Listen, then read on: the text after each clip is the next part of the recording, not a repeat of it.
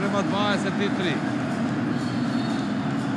Ta šesta intervencija je ova lesna i brza završnica na prazan gol.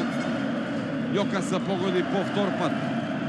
Gol koji ima 30 sekundi do kompletiranja Dura Pelister. Rekao, može skapo da go čini Pelister isključuvanja do na tabloada vo finišu. Tankovski. Tankovski i Natamu, Maraš. Сега се обидуваат да трошат време, но судиите го почитуваат тоа, па веднаш ја подигаат раката, се го израќи пасивен напад. Има жесток старт овде, но само за 9 метри, минута и пол до крајот. Каков значаен напад на ракометарите на Пелистер. Ако не успеа да погодат, Вардар ќе тргне по израдување, ќе има исклучување. Невнимателна игра од Моралес. Заврши во лицето на Танковски неговата рака и ќе оди надвор од игра. Куни Моралес. Ево го тој момент уште еднаш. Не, сепак Жеремито то. А не, Куни Моралес, да, добро видео судиите со десната рака во лицето на Танковски. Израмнати силите на теренот за 8 секунди ќе биде комплетна екипата на Еврофарм Пелистер. Дали ќе се очекаат, имаат можност сега за долг напад, минута и 15 до крајот. Може да задржат топката барем уште 30 секунди, но Мараш оди за да биде запрен од Томовски. Седма интервенција на Томовски. Вардар тргнува по израмнување. Со ракометар помалку, Томовски ќе оди на клупата, голот ќе биде празен. Еве шанса за Вардар. Со Ремиќ ја задржи предноста.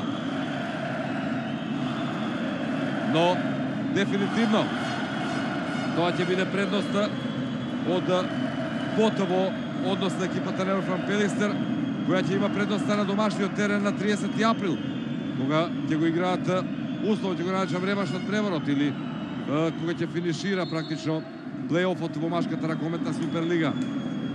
Завршни 25 секунди. Има ли можност? Карапалевски. Додич е во игра. Додич тргнува Додич, нема гол. И интервенција на Кизич. Осма, односно седма беше она на Томовски. 10 секунди сега обид да се одигра пресинг и ракометарите на Еврофарм Пелистер ќе ја преземат лидерската позиција на табелата, одат на 10 бода. Вардар останува на 8, така што голем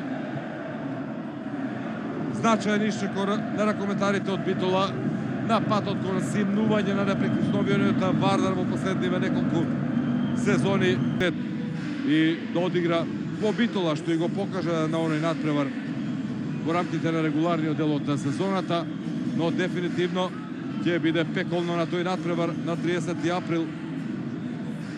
Желјко Бабич тајм-аут ги држи долго. Не знам со што се упати таму Жеремито то, како да е ракометар на Пелистер, па и тој да учествува во овој тајм-аут, но малку секунди остана до крајот. Ќе се обијат, реков, со пресинг, само 7 секунди потребно да ја задржат топката. А да видиме што се случува. Владо Недановски, еден од помошниците на Давид Дејвис, реагира нешто кај судиите. Не знам зошто. Стоилов и натаму во комуникација со судијата Ѓорѓи Начевски. Нешто објаснува. А да видиме, Начевски ќе реагира. Ќе има тука црвен картон. Дефинитивно.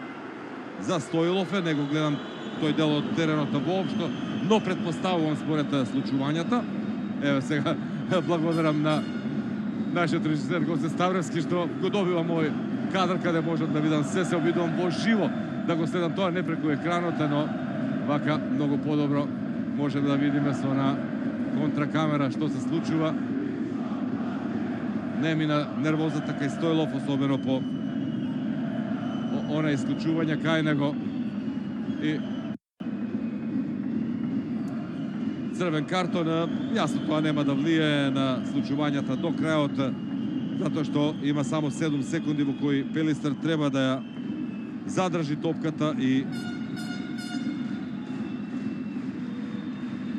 да ја прослави големата победа над екипата на Вардар на гости во спортскиот центар Јане Сандански.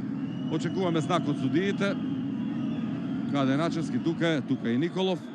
И сега во секој момент ќе продолжи и ќе заврши практично ова на крајот драматичен дерби во кој поуспешен, барем за сега, е составот на Пелистер. Ќе имали и завршница. Еве сега не. И сепак Танковски успева и да погоди на крајот, да го запише својот трет гол. Истекува времето.